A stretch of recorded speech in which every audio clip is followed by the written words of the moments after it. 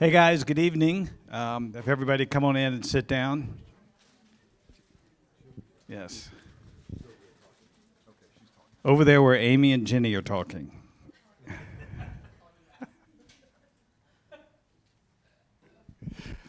Good evening, everyone. Welcome to Prodigal. We like to say we're sorry to see you here, but we're glad to see you here. If you got to be somewhere, this is a good place to be. So I'm going to introduce Jay and Ginny tonight. I think a lot of you guys know them. We've got a whole group of former folks that have come back to hear Jay and Ginny talk, and it's a special treat. I think that Jay and Ginny, between all the work that they've done and all the writing that Jay's done, they know more about prodigals than probably anybody in the world. I don't know. Maybe Cloud and Townsend do. The problem with that is you only learn from your mistakes. Yeah. So roughly, 20 years ago you guys started up? Yeah, pretty close. Yeah. So 20 years of prodigals, you either learn or you die, I guess. Right. So it's a special treat for me. It's been a long, long time since I think you guys have been up here. Yeah. Just yourselves. And you have... Together, a long time. Yeah. You have John Ingram to be your Lieutenant Columbo to ask you a bunch of really good questions. So it'll be a great treat tonight for you guys, 20 or 25 minutes listening to them, answer John's questions and getting all the details, and you'll get to hear about the road that they've walked. It's a road of pain. I walked through at least part of it with Jay when we would be driving up and down the plains of the United States, chasing whitetail. And it's some tough stories, but they have been great examples. They have joy in the midst of chaos. They have peace despite everything that's gone on in their lives. And with that, I'll be quiet. I'll pray for us, and then we'll hear from Jay and Ginny. Father, we thank you for bringing us here tonight. We thank you for loving us. We thank you for being present with us and being present in us.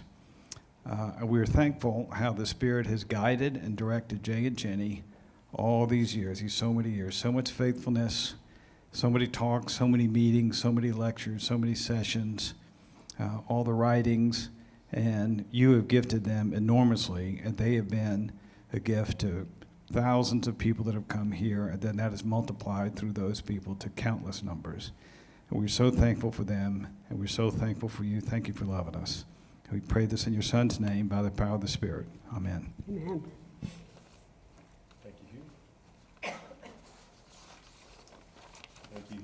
Thank you, Hugh, and I'd like to welcome everybody to the ministry tonight, and also like to thank Kate and Dan and some of the former leaders that are here tonight, Dan, and great to have you back. And also wanted to thank all the leaders in the Prodigal Ministry for everything they do. And we show up every Tuesday night because God shows up with us. So it really does. So that's the pleasure of being here, and it's great to be with Jay and Ginny.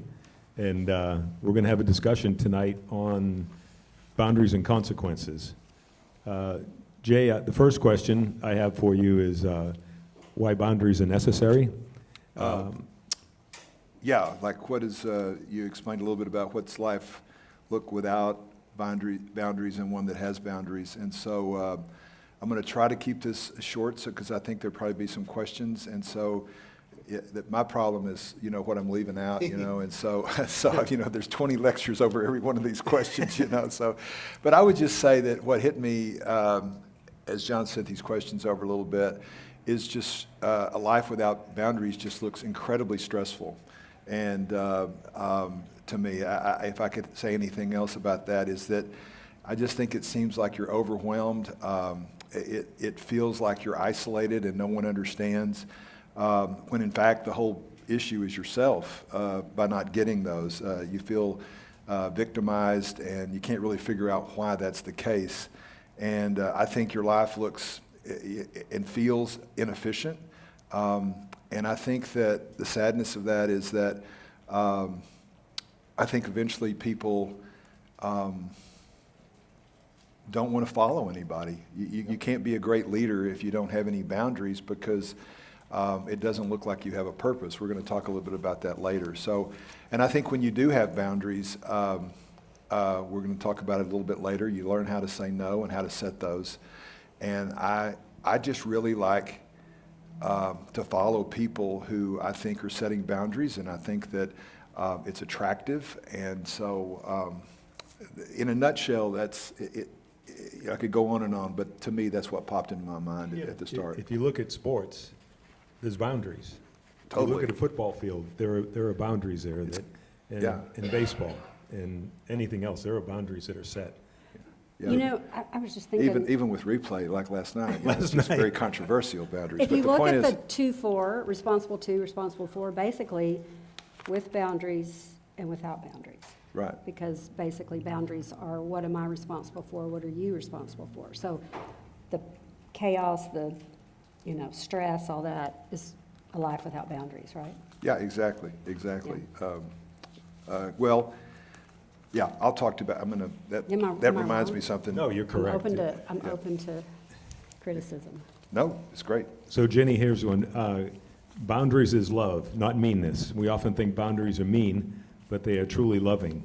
How can a parent or spouse set a hard boundary, like you cannot live here anymore, and genuinely know they are acting out of love, not anger or resentment?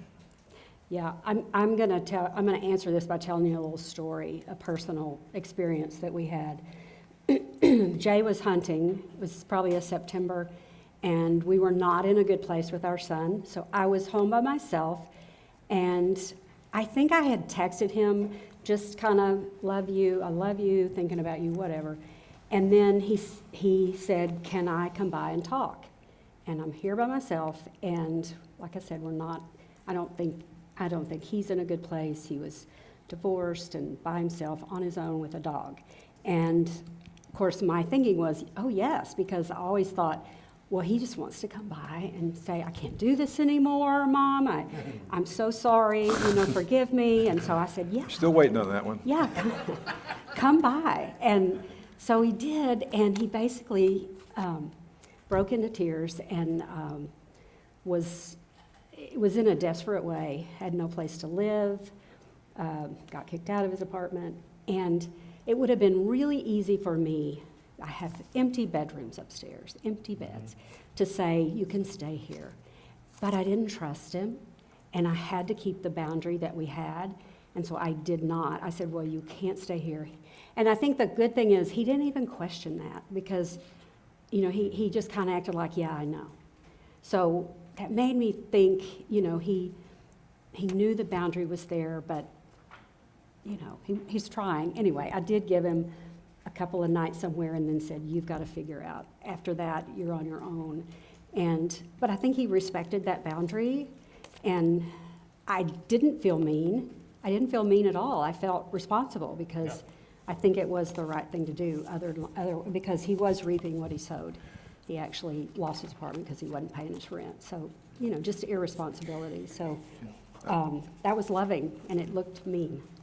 I would also tell you that consequence is always the hardest one. And I think personally, I remember that I felt like we grew up in this Norman Rockwell family, and Christmas and Thanksgiving are just unbelievably great. I think the hardest thing for me was that I had to lose the joy of the holidays, because when he wasn't around and I felt guilty and he wasn't there, and I was wondering what he was doing. And I remember a story that was true of me. It was also true story of a lot of the leaders that are here tonight that have come back. They remember Craig Ross, and he was leading the Village Church for a long time, and a prodigal.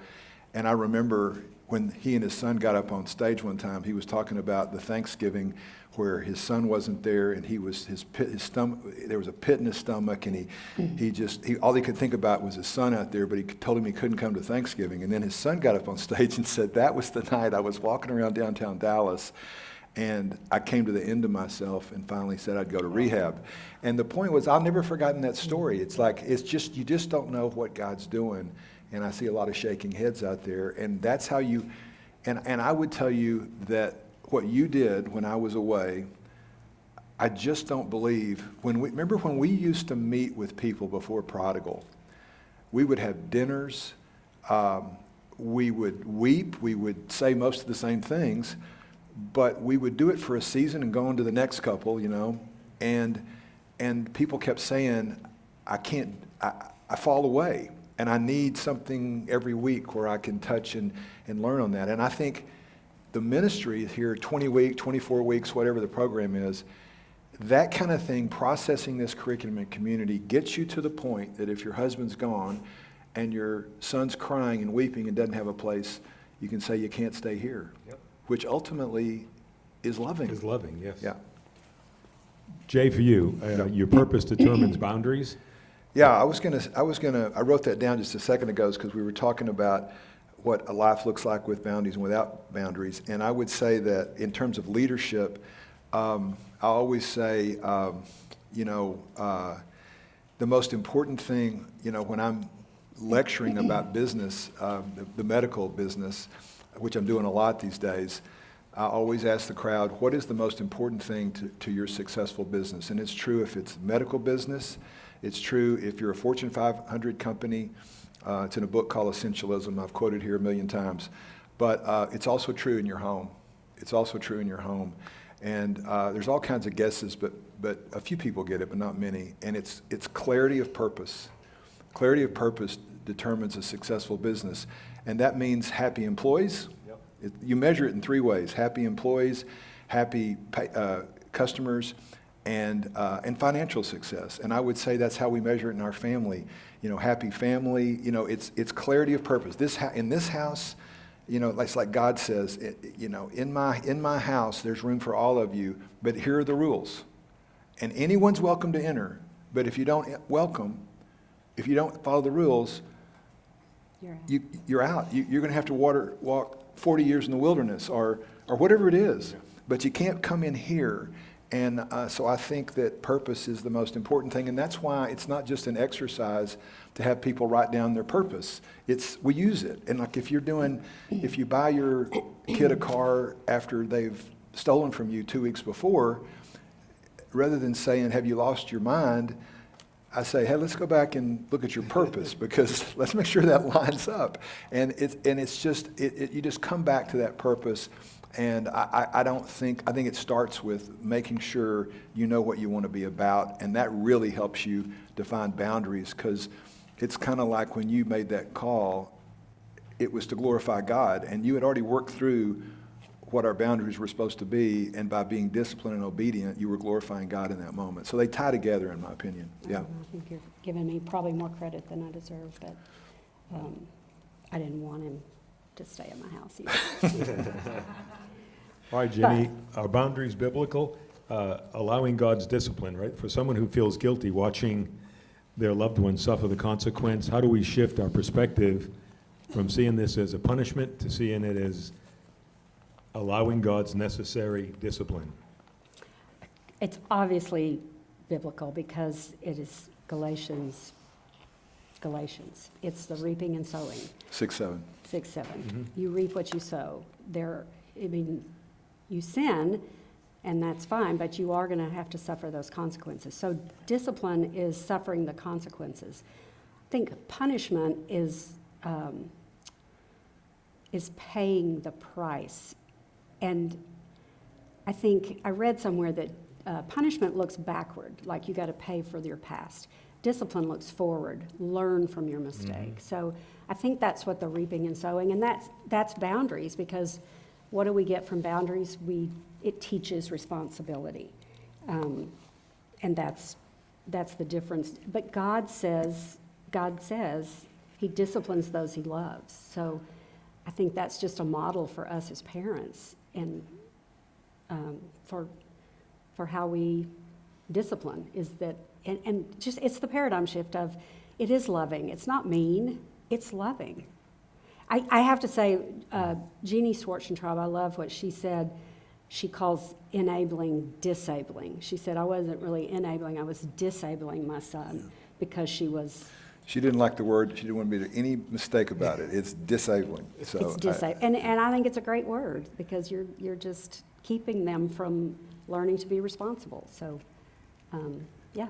Well, the other thing is, if you look at it, Jay, the power of saying no, which is probably one of the hardest things to do, is to say no. Yeah. Like Jenny said, I'm not going to let you stay in the house. But the power of no, how can I embrace and communicate the word no to my prodigal in a way that is received as purposeful biblical love. Yeah, that takes time. I think Ginny would, I hope she would say that I've gotten a lot better in that. And one of the problem is I do think that, when I finally get around to going to Regen, people pleasing is going to be one of them, and saying yes my whole life. And I'd say, I think one of these is, what does it look like? Not, when you say no. It's like, have you ever been at that point where you say yes, somebody said, hey, let's go to this or let's go to that, and you say yes, and then, how many times do you get there and it's the last thing you need to do or want to do, and you're taking time away from your family on somebody you don't even know. Right. And it's just as you get older, I'm getting a lot better than that at that. And what's really amazing to that is this guy, I met him once at dinner. I think he wants to do some business or whatever, but I told him I like the Sphere. And so this week he sends me, I haven't seen him in 6 months. I only met him once at a dinner for an hour. And he said, okay, let's go to the Sphere, and Kenny Chesney's going, and the Eagles, and the whole thing. And I told Jenny, I said, there's no, and so what I did that I never usually used to do is I just say, you know what, I've looked at my schedule, and I've got a bunch of deadlines for Prodigal. I've got 25 videos to produce, and this, that, and the other, and I'm just not going to be able to spread it my schedule. And I had a little pit in my stomach, but I've learned, and you know what he said? He said, hey, I get it, no problem. And you sit there and you machinate, and it's just crazy. And I think that I've learned that to say no on a personal level because of Prodigal. And so I think the way that the way I would say that how would you make it look loving is that I say, sometimes if you're looking for an answer, sometimes I'll say, I don't trust myself, so I'm going to go to my community. It's a really great option to buy yourself some time, because your prodigals will catch the slowest gazelle. They'll get you in a corner, and they want to force the issue, right? And so if you feel that pressure, a really good tool that we learned early in Prodigal ourselves and to teach was to say, I don't trust myself. I've made so many bad decisions down the year. I'm going to run it past your mom. I'm going to run it past community, and I'm going to come and get back to you on that. And it's usually no. But, hey, we just decide that we think that you can do it, and so we're not going to allow something we think that would let you go over the cliff. And I think a lot of times we don't say that. So many times we don't say that because we're afraid of the answer. They're afraid they're going to get mad, or we're afraid they're going to kill themselves, or we're afraid they're going to punch a hole in the deal. And I tell people now very clearly, I had a couple of conversations this week about the very same thing. You cannot modify your answer based on what you think somebody else is going to do or say or whatever. You can't. You've got to be obedient to the word. The answer is no. I believe you can do it. I've processed it with the community. I've prayed about it, and I don't think this is in your best interest. And then you just let the chips fall where they may. And I think that's hard because we want to be people pleasers, and we're afraid of what people will say. Or think, yeah. And if people respond that way, they're not the kind of, it's not the kind of people you want to be associated with if your relationship has a string attached to it. It's just, it's conditional. They've got to accept it. And I'd say 9 times out of 10, what I worry about, people get it. They're in the same boat. So just say no and prioritize your purpose, your family, your God first, your family second. Yeah. Relationships. Yeah. Okay. Jay, again, for you, the paradigm shift, getting your life back. That is the key to prodigal ministry, is getting your life back. Yeah, we used to have early on. A lot of the leaders are here, and you probably haven't thought about this in a while, but we used to have sessions where we would go and develop plans, and offsite, and we'd spend days doing that, and it was very powerful, but it took an incredible amount of time. And in that process, I think the biggest paradigm shift was when people, they just had the hardest time, me included initially, because I wanted my plan to make my son do something. And that's not what it's about. Your plan is for you. And that is the biggest paradigm shift. One of the biggest paradigm shifts is that everything we do is so that you can eliminate the chaos in your life and then run the race marked out for you. And your plan and your boundaries Because a plan is just made up of a bunch of boundaries. It's gone. A plan is just made up of a bunch of boundaries that are logical and reasonable. And when you set those in place, again, what that can do, and I think we've talked about this a lot, is you can eliminate chaos with proper boundaries, and you can eliminate the chaos in your home. And people don't believe that's possible. You can't, that doesn't mean, you think eliminating the chaos is getting your prodigal to return. That's not true. Eliminate the chaos, just like God said, this is my home, these are the rules, all are welcome in it as long as you play by these rules. And if you eliminate the people that don't play by the rules, including your prodigal, that's what boundaries are for. And that's how you get your life back, because, you know, every day that I didn't do that, those first few years were chaos. It was ridiculous. Our marriage was crazy bad, and not crazy bad, but it was not great. And I think you're going to talk about that too. So anyway, I think that's what I think about getting your life back. So Ginny and I serve in the newcomers ministry. So when you first come to the prodigal ministry, Ginny and I welcome you and tell you what to expect of the ministry. And it's fun for us. We enjoy it. It's not fun. We enjoy it because we get to hear people's stories, and sometimes they have never spoken before about the prodigal situation with anyone. So we get to talk with them, and they get to open up to us. And what it does is it lets them know that we truly, truly care about them and have their, even though we first just met, we truly have them in our hearts. And I know Ginny and I talk about this all the time, but in the newcomers, God shows up. Not every single week, but God shows up almost every single week that we have people coming into the ministry. So I just want to say that it is, right, Ginny? It's rewarding and, Yeah, it is. and I to love see it. people the first time and give them hope in midst of the prodigal chaos. Ginny, here's one for you. How does a parent resist the urge to underestimate their child's capacity to carry their personal load, especially when the prodigal is manipulative and struggling with mental health issues? I mean, I don't know that I can speak to the mental health issues, but the underestimate part is, I think a lot of that, I mean, there's a lot of manipulation. I remember when our son was in his halfway house after treatment, and he was supposed to get a job, and he just could not get a job. And I think Jay's given a lecture before where he said, well, he didn't get the CEO job, so he couldn't get a job. But once they finally started taking away privileges, lo and behold, guess what? He got a job. And it wasn't the job he wanted, but it was a job. So I think sometimes we underestimate because, you know, we are manipulated a little bit, and they want us to enable, but you know, God did say everyone should carry their own load, and you know, we think of that as a backpack, and it's really, honestly, it's just about trust.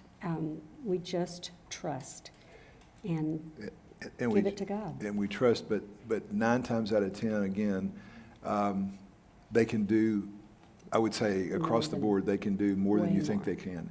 Including, look, I think the hardest things we deal with are dual diagnosis, you know, addiction plus mental illness, and we've got some leaders that are going through that and model that well. So I haven't walked that, so I can't really speak to it, but I will say that I think it's no question that if you can eliminate the addiction and the drugs and whatever, the mental illness can become clearer. And so I think that, and they can do more than we might think. And so I don't want to get too far over my skis there, but I just would say that, like she said, he wandered around for weeks and weeks and couldn't get a job at a place. The halfway house was right across from one of those malls, and there were I bet there were 100 stores across there, and he couldn't get it, and he only had 4 hours of freedom in a week, and so if he came back and said, I can't find a job, I would have called you and said, Ingram, can you hire him at Eagle, you know? But what they did, they took away those last 4 hours. And the next day, he got a job flipping burgers. And so it was a story that just, I thought, wow, that taught me a lot right there. What did you say? There were no CEO There were no CEO positions available. open, so he just said there wasn't a It was a job. top So, job, yeah. but it taught me a lot. Yeah. They can do more than you think, but there are burdens that they can't do.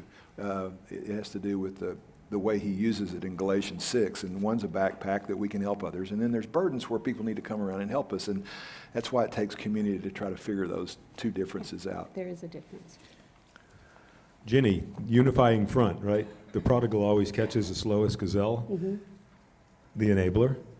But Yep. the thing is to make sure that if you're husband and wife, that you're on the same page. Yes. Yes, we struggled with that early on.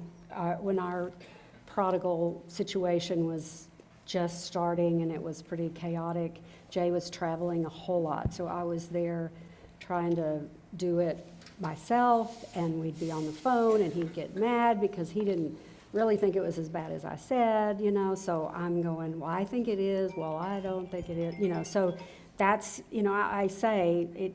I mean, prodigals wreak havoc on marriages. I mean, it's just hard because we weren't on the same page. But what we had to do, the key was we had to bring in community, and we had to have an intervention. And when we did that, Jay still, well, what happened was they said, you write down what you think is the situation, and then Jay, you write down what you think the situation is. And we both wrote it, and they were so different. We just saw it so differently. She didn't know how wrong she was, exactly, so.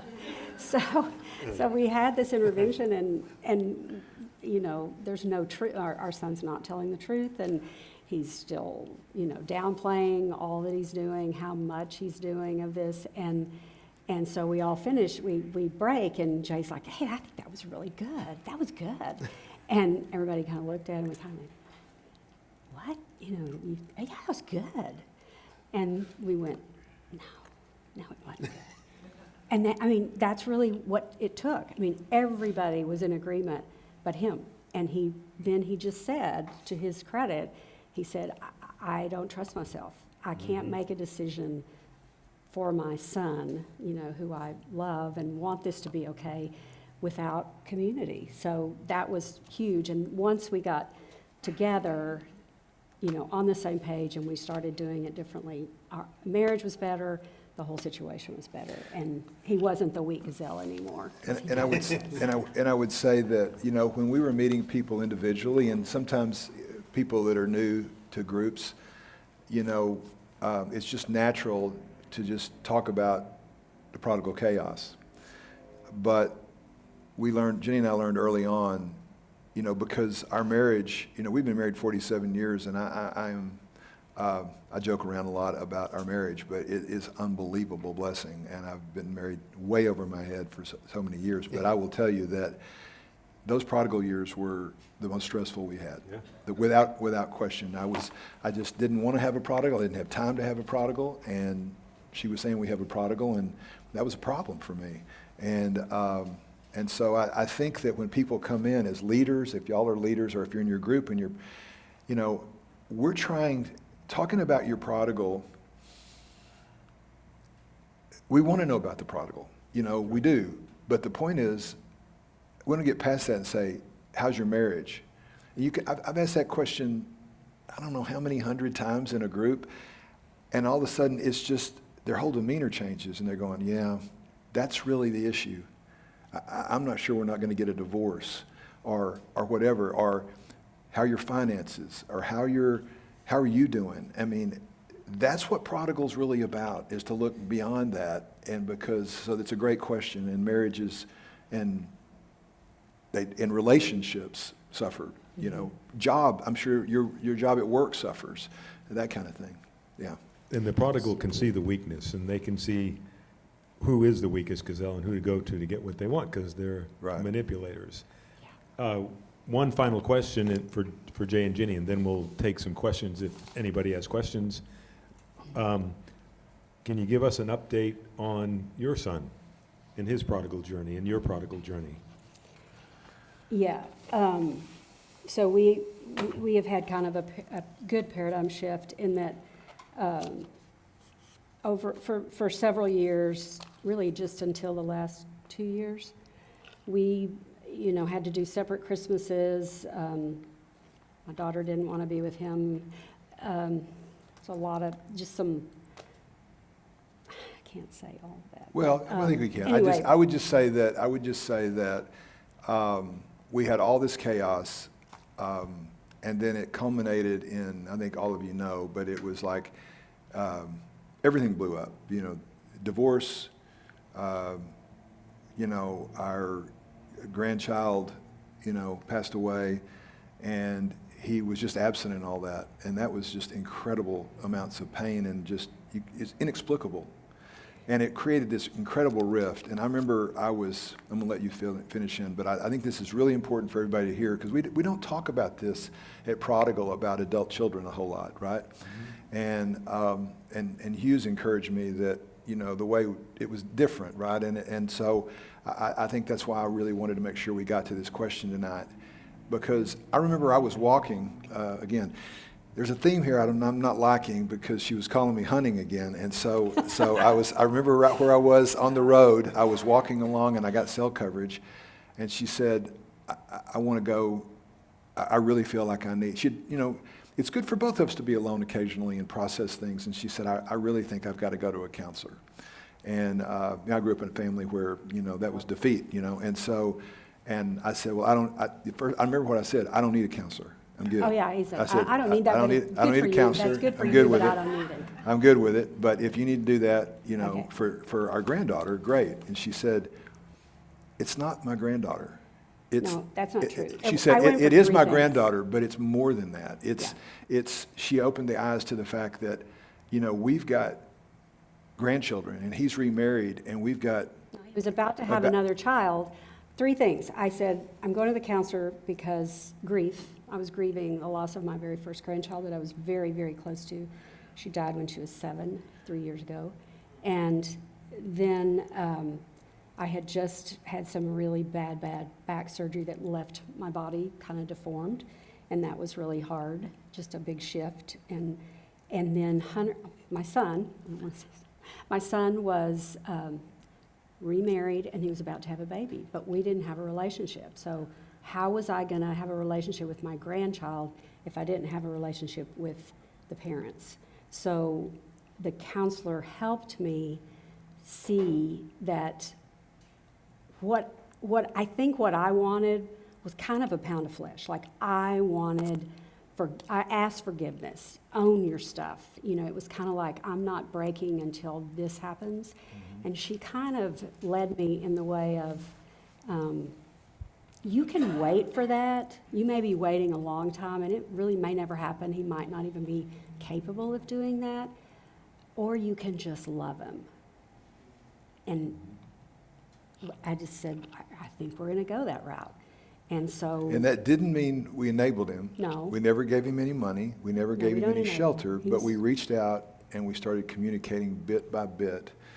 And I would say the biggest thing that happened was through prayer and through my son-in-law, who is an incredibly godly man. I remember we were playing golf one day, and he said, I tell you, we were going over to, your son, or your sons and his family are coming over this Sunday. And no, you didn't tell me that. Because the biggest issue was the hardest person in our family possibly was my daughter, because she had seen all of the pain, and it was just too much for her. She was protecting us. And she wasn't going to have anything to do with him, yada, yada, yada. And so at the same time, Jenny's getting this awareness of that we have to love him, and my daughter is having dinner. It went incredibly well, and that began to melt a little bit. It was a slow process over the last 2 or 3 years. We began to have conversations, and then I had to go up on stage, and Jenny and I were going to be up on Prodigal a year or 2 ago, remember? And so I took my son out to breakfast, and I said, hey, this is what's going to happen, and I got to say something, and so I got to make sure you're okay with it. And he said, look, just whatever, I'm good with it. And I told him then, and I think I've said this to you guys, is that I said, right now, your love language is sending me, a new music video and some food or a recipe, and I know that's you're saying you love me. And we're having civil conversations, and we're seeing each other more, and we're seeing the grandkids, and if it's superficial, and if that's all I get, I'm going to take it. But if you ever want to go deep, there's some things that really need to be worked through. And I don't need a pound of flesh, but we need to work. And I hope one day I have that, because I'd like to have an incredibly deep relationship with you. You're my son. And we're not there, but we went, for the first time ever, we had our holidays together. We went to Hawaii together as a family and had a great time. And every time he comes over, he doesn't know how to say, I love you. I mean, he knows how to say, I love you. He says it all the time. But he doesn't know how to go back and do all that. I just think the pain's there. But our dishes have never been cleaner when he comes over, and he empties them all. Our house is straight. He makes sure. I mean, he is working so hard to do that. I think he's living responsibly. And he's living responsibly. And being a good dad and a good husband. And I never thought we would be here. It's amazing. That's And good. so That's good. there's a difference between, the lecture last week was how to love your prodigal. Well, this is not something that's in the book, right? And so we're having a relationship. We're not enabling. He's got a job. He's not using anymore, that we can tell. It's been 7 or 8 years. So, but yet we're not enabling, but we are loving him and just taking what he's given us. And slowly but surely, I would say there's no question we're making progress. But I will say, we both have boundaries. I think he has boundaries with us. Yeah. And we still have boundaries, but they're healthy, very healthy. Yeah. So I think that's real doable. Yeah, So it's good. So for the people who are coming back that are, your jaws coming off the floor, then it's ours are too. So it's been great. Well, it's very encouraging to hear that. Yeah. That gives everybody out there listening encouragement. Yeah. It may be a long process and it may take some time, but, It did. seeing the emotion and knowing how much you both love your son and how much it means to just have a meaningful relationship and to be able to share things with him is just amazing. Yeah, I would just say in closing for everybody out there that the pain that's obvious here is over 20 years. Imagine this. This started when, I was 50. I'm 70. But yet, what do you mean? Yeah, she's not, but she points that out.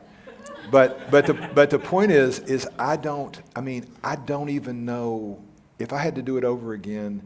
I know that sounds crazy, but the things that I've learned about life and God and his discipline and who he is, I don't even know who I would be. I would be arrogant, and I would be handing out pearls of wisdom when I didn't know anything. And now, It's very humbling. Yeah. It's a good I thing. walk around with my, tail between my legs because I've been beat up, but I know God, and I have an intimacy that I don't think I would have ever had without it. We have a platform that's God ordained, not Jay and Ginny. We just were able to take advantage of what he gave us. And so I would say for people that are out there struggling with boundaries and all that, it's a long race, and it's a blessing if you no discipline seems pleasant at the time, but later on it will produce a harvest of righteousness and peace for those who will be trained by it. And so it's an opportunity, and it's not fun when you're going through it, but man, the relationship's amazing if you can take advantage of it. Thank you so much for sharing. You bet. Does anyone have any questions? No questions? Okay. I want to tell you before. They see me crying up. We I guess ran a you little bet, bit yeah. over, but. A little bit, yeah. Yeah, I everything that I've learned in the prodigal ministry, I don't use just with our prodigal. I use it in business. I use it with family. I use the lessons learned here with friends, neighbors, share all the time about the prodigal ministry. And it's not just, it's life lessons really is what the prodigal ministry teaches us all. And I've applied them throughout the 13 years that Mary and I have been in the prodigal ministry. So we thank you for that. But it is not just, it's life lessons. It's really about dealing with prodigals and knowing that you have family members who have prodigals, but they don't tell you about it. Right. Till you do a little prying, you go, talk about your prodigal situation, then all of a sudden they open up about, Yeah, I didn't yeah. know you had a prodigal. Yeah. I didn't know that. Yeah. Then they share their prodigal stories. So- Employees and Employees all the time. That's waitresses, and it happens. Anybody that you mix, it's just gives you an opportunity to present the gospel and to introduce them to God. and it's the truth. It is the truth. It's the truth. Hey, I just want to say, for the people that came, that have come back, I'd love to talk to you for just a minute. And so, we'll get to a question. And you stay in here. Just stay in here, and I just want to talk to you for a minute and catch you up. Yes, ma'am. I'm curious, I'm not great at setting boundaries. I just started, so I'm like a baby in boundaries. But I was looking at the levels of boundaries, the beginning boundaries, and the intermediate and the nuclear. Is there, and our son, for me anyway, he's not used to me having strong boundaries, because I'm definitely a weak link when it comes to that. But I'm curious, if I'm just really starting to put those boundaries in place, and I do see them working, I'm just wondering how long, I just feel like going from not really having them to the nuclear one is going to be really hard for me. Like, I probably won't be able to do it. So I'm curious, is there a length of time that you kind of work on those beginner and intermediate ones? Or, I don't know how to judge when it's finally, Yeah. but when you've had enough time to see, okay, they now have boundaries. Okay, couldn't have a better question. Just couldn't have a better question, because everybody in here is in the same exact boat. And there was a question here. What's that? The question was, I'm a newbie to boundaries. First of all, your humility is incredibly awesome, and so you've got a huge chance of making it, because you started with humbleness, and so.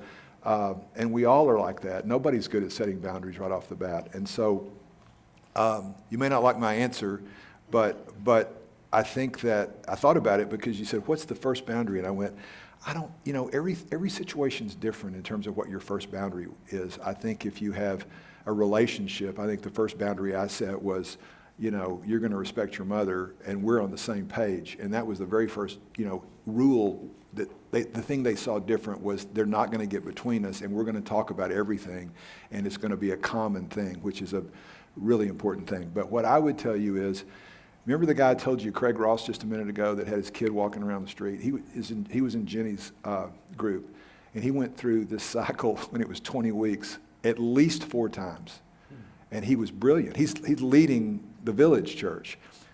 So it wasn't that he didn't get it, he just wasn't ready. And then one day, he just got ready.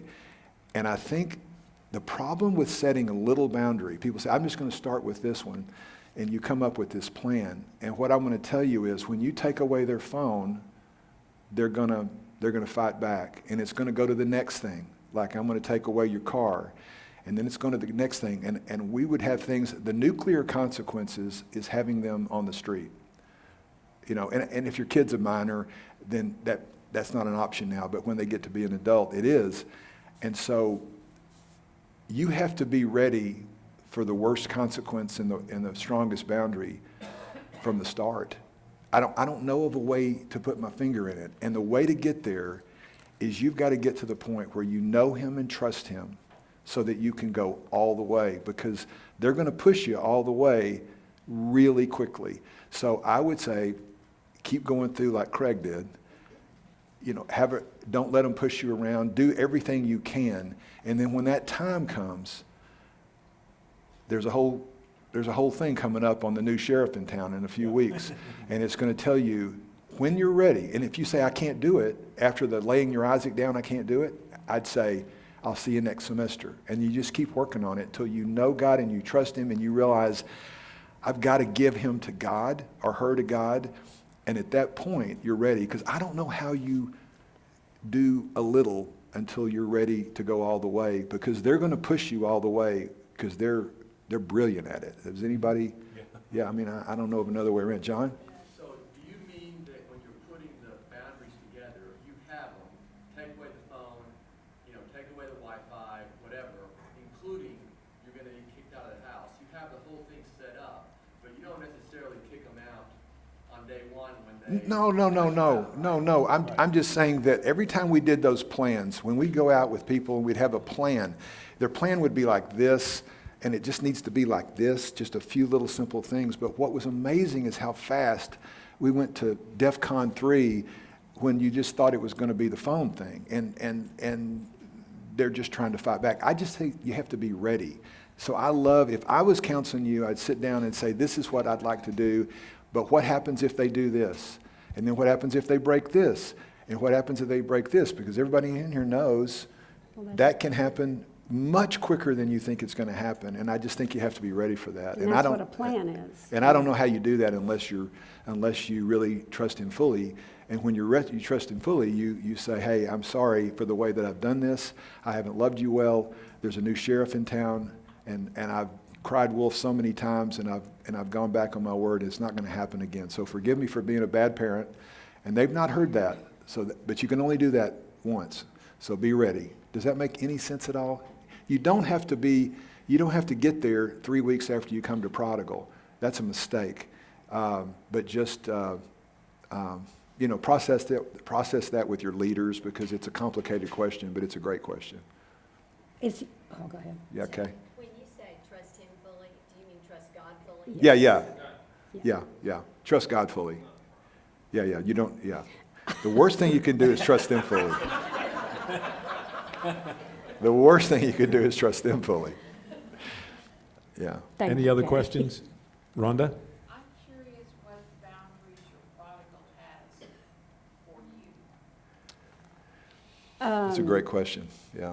Well, I would say we don't see them. Yes. Yeah. Oh, the question is what she wants to know what I said, that my son has boundaries with us and we have boundaries with him. She wants to know what his would be. I think during the period when his child was sick, we said some pretty awful things to each other. I said things a mother should never say to their child, and he said some ugly things to me. So I think he is protecting. He's just protecting his family. We don't see them super often. I mean, we do, but not very often. They live, a ways away, 45 minutes away. But I just think he's a little guarded with, what we talk about. And so there's a boundary there. We don't talk about the past. Yeah, I think that's the We boundary. don't talk about his child, my granddaughter that died. Stuff like that, and just, protection for him. Yeah. And I've told him that I won't cross that boundary. You remember after I said that, I was waiting for oh no, Dad, let's go deep. And he just went, all right, how about those Cowboys? And I went, okay, fine. You're not going to tell me that's a boundary, but I'm not going to go there. I promised you I wouldn't. And when you're ready to go, you're going to go. And we're just going to keep loving him. And hopefully one day that, And it's okay. he'll It's okay. do it. It's okay. Well, it's come so far, so Oh, yeah, you just yeah. want to continue to love your prodigal There's and build a peace. relationship. There is Yeah, peace. peace in the family. And, yeah. Yeah. Any other questions? Thank you, Thank- Jenny. thank you, Thank you, Beth. Jay. Thank You you. bet. Are there any newcomers tonight? One newcomer? Okay, we'll meet up here, okay? Thank you. So where should we meet? In the back? Yeah, let's just meet back in that table for all the people that came. I'd love to catch you up just a little bit.